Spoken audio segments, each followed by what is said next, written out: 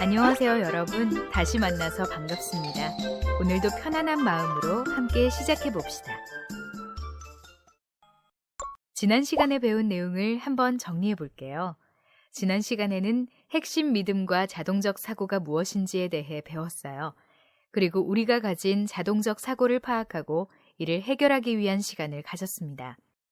여러분은 스트레스를 받았을 때 어떻게 대처하시나요?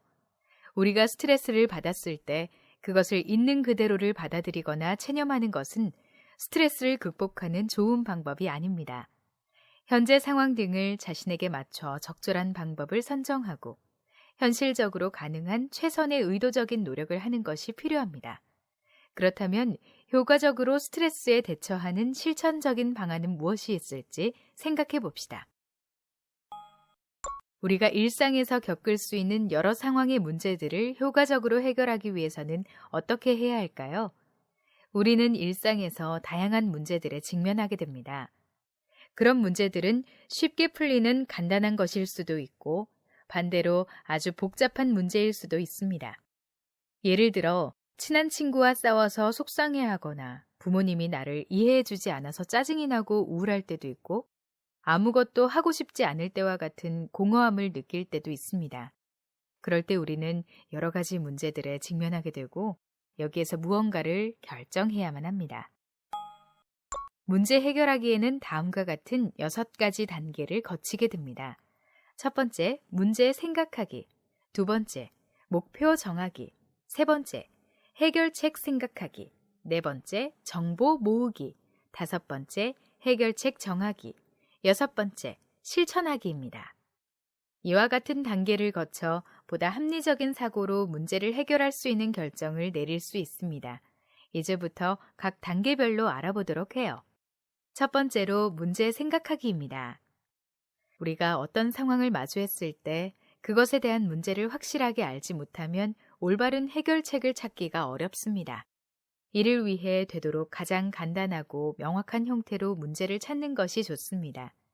먼저 본인이 가진 문제를 해결하려면 긍정적으로 접근해야만 긍정적인 마음으로 시도할 수 있습니다. 또한 문제를 해결하는 방안은 실현 가능한 것이어야 하죠. 본인이 가진 목표가 실현될 때 성취감을 느끼면서 자신감을 얻을 수가 있습니다. 마지막으로 문제의 성과는 측정 가능한 것이어야 합니다. 내가 가진 문제를 얼마나 해결하고 있는지 또는 무엇이 부족한지 알 수가 없습니다. 그러므로 구체적으로 나만의 약속이나 규칙 등을 정하는 것이 좋은 문제 생각하기입니다. 그럼 우리가 가장 많이 겪고 있는 성적 문제를 예를 들어 볼까요? 공부한 만큼 성적이 나오지 않는다는 문제를 생각해 봅시다. 앞서 이야기하였듯이 먼저 긍정문으로 표현되었는지 실현 가능한 것인지 측정이 가능한 것인지에 대해 한번 생각해 봐야겠죠.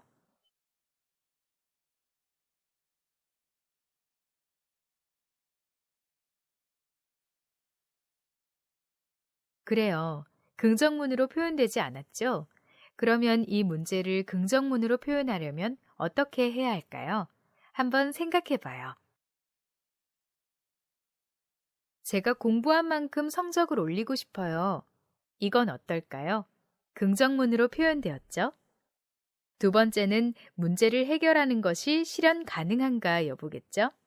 여러분들 생각은 어떠세요? 한번 생각해 봐요. 예전에 공부를 열심히 해서 성적을 올린 적이 있었다면 이 문제는 실현 가능한 거죠. 마지막으로 문제에 대한 성과가 측정 가능한지를 정하는 거였죠. 모든 문제에 대해서 측정 가능한 성과를 정하는 건 쉽지 않지만 이 문제에 대해서는 어떤 것이 있을까요? 여러분들 생각은 어떠세요? 한번 생각해 봐요. 시험 점수 또는 석차를 확인하는 것은 어떨까요? 이렇게 문제 생각하기를 할 때 고려해야 할 3가지 요소를 정하는 것에 대해서 알아봤는데 좀 어렵죠? 처음에는 조금 어렵다고 생각이 될 수 있는데 연습하다 보면 여러분들도 쉽게 할 수 있을 거예요. 다음 단계는 문제를 해결하기 위한 목표를 정하는 것입니다. 목표를 처음부터 높거나 크게 잡을 필요는 없습니다. 크거나 작은 여러 문제들을 조금씩 해결하기 위한 방법을 익히기 위한 것이기 때문에 되도록 분명하고 간단한 목표를 정하는 것이 좋습니다. 목표를 정하는 데 있어 중요한 것은 구체적이어야 한다는 것입니다. 명확하지 않은 목표를 세우게 되면 해결책을 찾는 것이 어려워질 수 있습니다. 그리고 목표는 내가 할 수 있는 실현 가능한 것이어야 하죠. 실현 가능이 어려운 목표를 설정하고 그것을 쫓게 되면 더 많은 불안감이나 초조함이 들 수가 있습니다. 문제 생각하기를 할 때 고려해야 할 3가지 요소를 바탕으로 정해보았어요. 그럼 자신의 목표를 적어볼까요?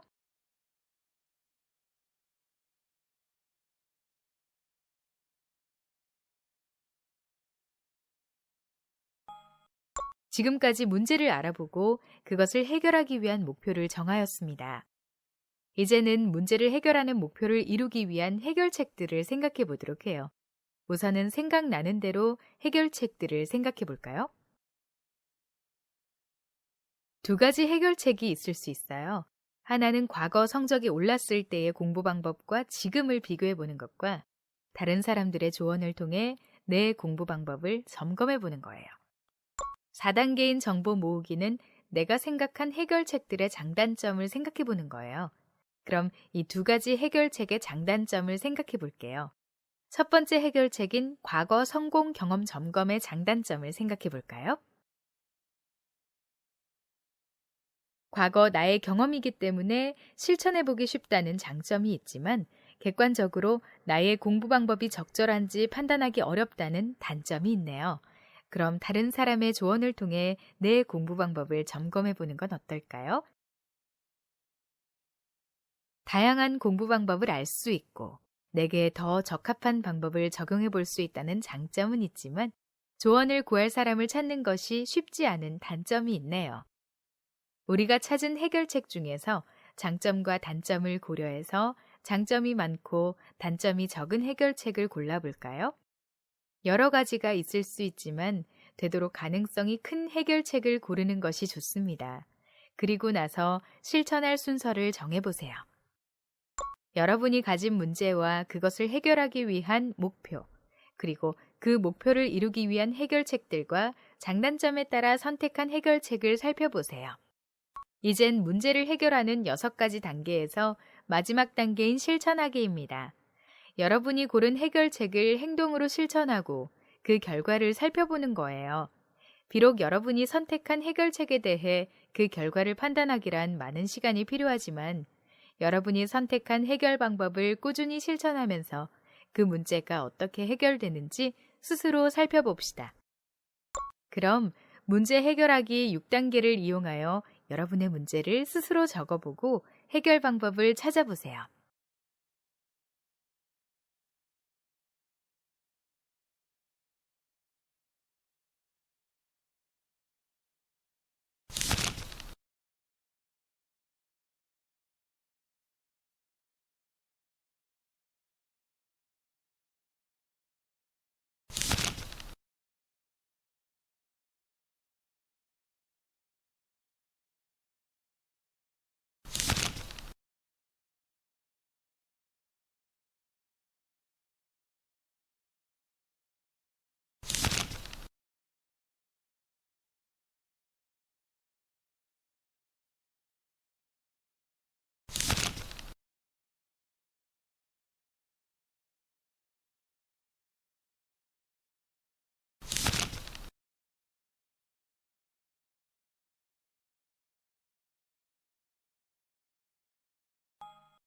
지금까지 우리는 6가지 단계를 통한 문제 해결하기 방법을 알아봤습니다.